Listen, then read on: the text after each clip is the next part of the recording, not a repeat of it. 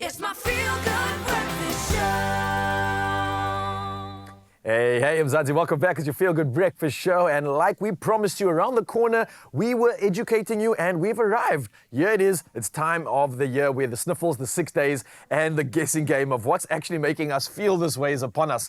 So the question is always, is it viral? Is it bacterial? And does it really matter? Well, listen, firstly, I'm here to tell you it does. And today we're joined by specialist physician, Dr. Emil Reed, to help us break down the difference, understand how it affects treatment, and how we can keep our bodies better prepared this winter. So, Doc, I think it's perfect timing that you're here. How are you doing? I'm very well. Yourself, man? Yeah, I'm good. I'm feeling healthy. So touch wood, it can stay. Touch wood.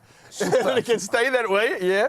But we are obviously entering a colder month. That means that there are these symptoms that we're going to deal with. But before we deal with the symptoms, let's talk about the difference between a viral infection and a bacterial infection. Yep. What is going on here? The big thing is, does it matter? Yes, it matters fundamentally. So Why? If you think of a bacteria is alive. Bacteria exist around us. Bacteria can actually replicate on its own. It can reproduce. So it's a living organism. And it doesn't need anything else to actually live. Okay. So bacteria can exist. They can be good. They can be bad.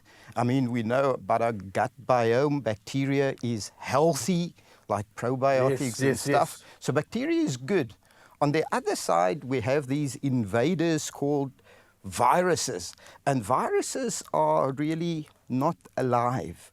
Viruses cannot exist around us. Viruses will die in the environment. Yeah. So viruses needs our body cell to reproduce. This is a host. So without a host, a virus cannot do damage because it uses our cells in order to replicate, destroy, destruct the cells, and then move to the next cell. And hence the reason for that difference to be taken into account when a diagnosis is made and also treatment is given. Okay, Joel, this is making sense. Thank you for clearing that up. So when it comes to, let's say, some of the infections that are circulating during these colder months, how do we discern between a bacterial infection and a viral infection? Yes. Will we know?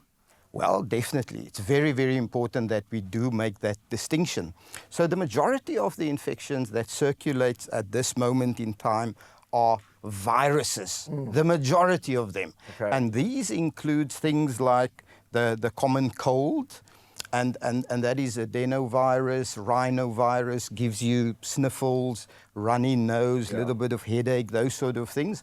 Then you get more dangerous viruses like RSV, respiratory syncytial virus, influenza A or B, so-called swine flu that we had in 2008, still circulating.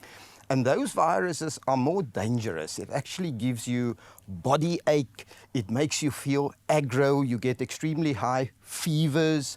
So it's unlike a common cold. Influenza is much worse. And then, of course, our big friend COVID, who hasn't been circulating currently that much. Hope it stays that way. A few cases. But I mean, the influenza is making up for it. Yes. And obviously, when you look at bacterial infections, they are more dangerous. We get middle ear infections, otitis media. We get sore throat, streptococcal sore throat. We get bronchial pneumonia when you have an infection, bacterial infection of the lungs.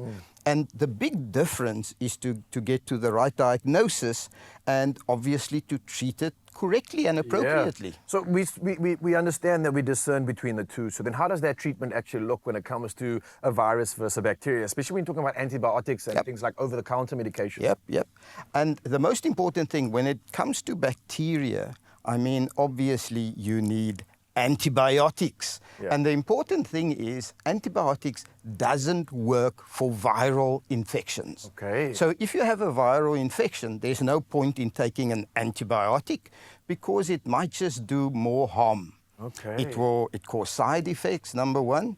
It actually destroys your normal beneficial bacteria. So it can lead to other problems, diarrhea, etc. So you need to make sure that the diagnosis is that of a bacterial infection before actually taking antibiotics. Okay. When it comes to viral infections, that is where the over-counter medication comes in.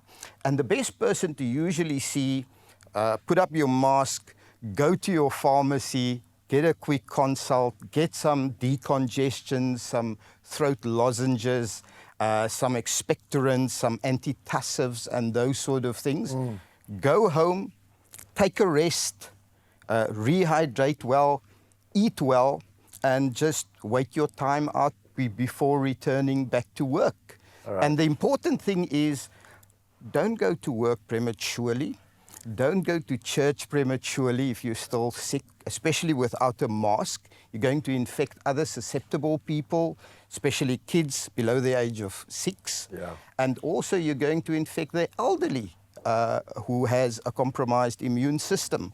So the best thing is stay home, relax, take your over-the-counter medication, after which you then return back to work. There was a reason we got the doc in here, and we can clearly see why. I can't thank you enough, Dr. Emil Reid, for serving us with a dose of education and helping us discern between how to deal with these colder months. And I think for you, Mzansi, an incredible opportunity for all of us right now. And knowing whether you're dealing with a virus or a bacterial infection, literally, as you heard, can make all the difference. So when it becomes a moment of choosing the right treatment, I think protecting your health this winter is the most important thing. So if you want some expert tips and anything else that's going to help you get prepared, then head over to beprepared365.co.za. And while you're there, don't forget to speak to your local pharmacist about putting together your ADCOCK INGRAM Winter Survival Pack. It's packed with the essentials to help you manage symptoms and stay one step ahead of seasonal bugs. And obviously, thanks to Dr. Emil Reid, we've been more educated on this. But it gets even better, Mzansi, because it's competition time.